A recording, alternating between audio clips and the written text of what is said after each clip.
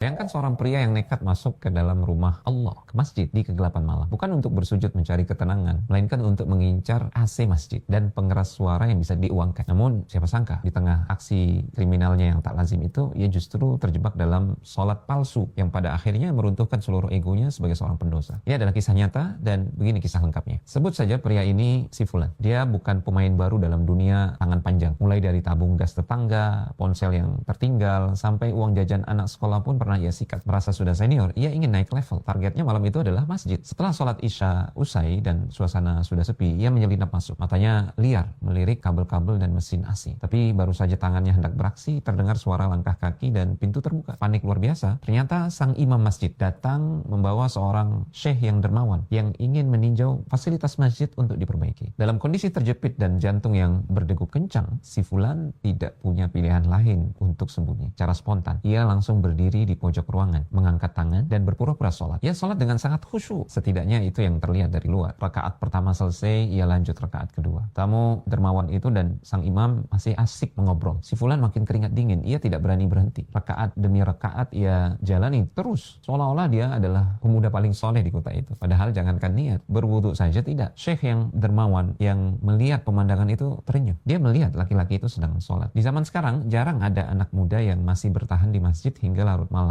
hanya untuk sholat sunnah berkali-kali. Masya Allah. Ya imam, andai saja anak-anak muda kita semua seperti dia, begitu khusyuk, begitu cinta kepada Allah Subhanahu wa Ta'ala dalam ibadahnya. Ini ungkapan sang syekh yang dermawan kepada imam masjid. Syekh yang dermawan ini sengaja menunggu si Fulan menyelesaikan sholatnya. Begitu si Fulan mengucapkan salam dengan wajah pucat, syekh yang dermawan ini langsung menghampirinya, memeluknya dengan hangat dan menyelipkan sebuah amplop tebal berisi uang yang cukup banyak ke tangannya. Ini apresiasi untuk kesalehanmu. Nah, teruslah istiqomah. Demikian ujar sang syekh yang dermawan ini. Si Fulan menerima amplop itu dengan tangan gemetar. Ia berjalan menuju pintu keluar dengan perasaan campur aduk. Namun baru beberapa langkah melewati ambang pintu, langkahnya terhenti. Ia jatuh terduduk dan menangis terseduh-seduh. Ia berbalik arah, kembali menemui sang imam dan syekh yang dermawan tadi sambil terisak. Di hadapan keduanya, ia membongkar semua boroknya. Dia mengatakan, "Aku takjub dengan cara Allah Subhanahu wa Ta'ala menegurku." Demikian ucapannya di sela tangis. "Malam ini aku datang untuk mencuri. Aku sholat tadi hanya acting agar tidak ditangkap. Aku bahkan sholat tanpa wudu. Aku membohonginya. Tapi lihat, dia, Allah, justru memberiku rizki sebanyak ini saat aku berpura-pura di hadapannya." Dia tertunduk malu, lalu melanjutkan kalimat yang mengubah hidupnya selamanya. "Kalau dengan kepura-puraan saja Allah Subhanahu wa Ta'ala masih memberiku sebanyak ini, maka bagaimana jadinya jika aku benar-benar datang kepadanya dengan jujur dan tulus?" Pelajaran bagi kita semua. Kisah ini adalah pengingat yang sangat manusiawi bagi kita. Kadang hidayah tidak datang lewat ceramah yang panjang, tapi lewat cara-cara yang bahkan tidak terbayangkan oleh kita, bahkan lewat kesalahan yang kita buat sendiri. Maka jangan pernah putus asa dari mereka yang terjerembab dalam dosa. Teruslah berdoa untuknya. Suatu saat boleh jadi Allah Subhanahu wa Ta'ala akan menjadikannya lebih baik dari kita bahkan. Dari kisah ini juga kita belajar tentang kasih sayang Allah Subhanahu wa Ta'ala yang tak terbatas. Allah tahu niat jahat laki-laki tadi, tapi dia justru membalasnya dengan kejutan yang melunakkan hati. Allah Subhanahu wa Ta'ala berkenan memberikan dia hidayah, anugerah yang paling mahal. Dari pelajaran ini juga kita belajar tentang kekuatan prasangka baik, husnudzan. Karena syekh yang dermawan ini berprasangka baik, ucapannya menjadi doa, harapannya menjadi doa, dan sekaligus itu mengundang hidayah dari Allah Subhanahu wa Ta'ala bagi si pencuri tadi. Di samping itu juga kisah ini mengajarkan kita tentang konsep takdir Allah terkait rizkinya. Kita seringkali lelah mencari rizki dengan cara yang salah. Sebagian orang bahkan bersusah payah menempuh jalan yang beresiko untuk mencari rizki dengan cara yang haram. Padahal jika dia datang dengan cara yang benar, yang halal, hasilnya jauh lebih berkah dan menenangkan hati. Teman-teman, si Fulan yang dulu mengincar AC masjid, kini justru menjadi orang yang paling rajin menjaga masjid. Dia sekarang sudah jadi ahli masjid yang senantiasa memakmurkan masjid tersebut dengan ibadah. Karena ia sadar Allah Subhanahu wa Ta'ala tidak pernah menutup pintu bagi siapapun yang ingin pulang. Semoga kisah ini memberikan inspirasi buat kita. Barakallahu fikum.